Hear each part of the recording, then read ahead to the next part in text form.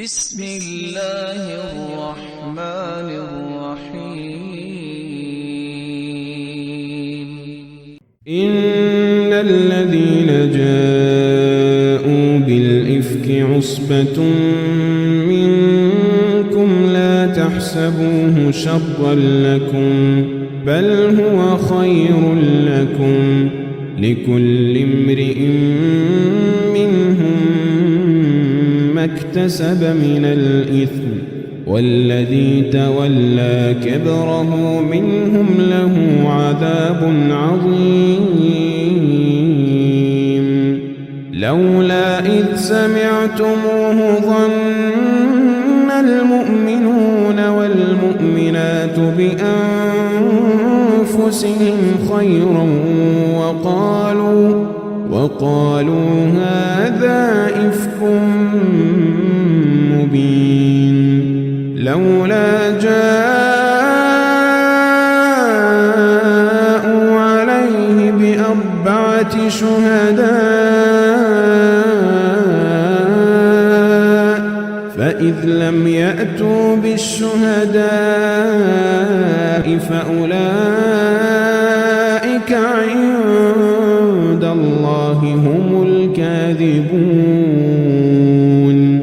ولولا فضل الله عليكم ورحمته في الدنيا والآخرة لمسكم فيما أفضتم فيه عذاب عظيم إذ تلقونه بألسنتكم وتقولون بأفواهكم ما ليس لكم به علم وتحسبونه هينا وهو عند الله عظيم.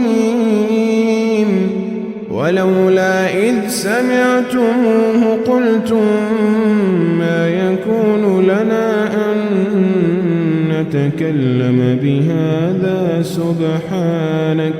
سبحانك هذا بهتان عظيم. يعظكم الله أن تعودوا لمثله أبدا إن كنتم مؤمنين. ويبين الله لكم الآيات والله عليم حكيم.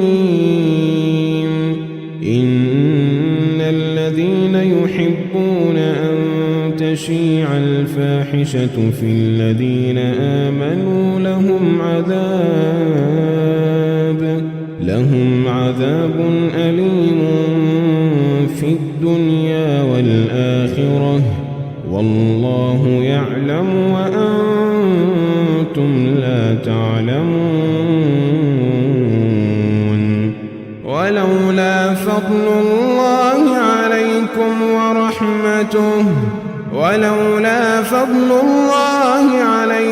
ورحمته وأن الله رؤوف رحيم.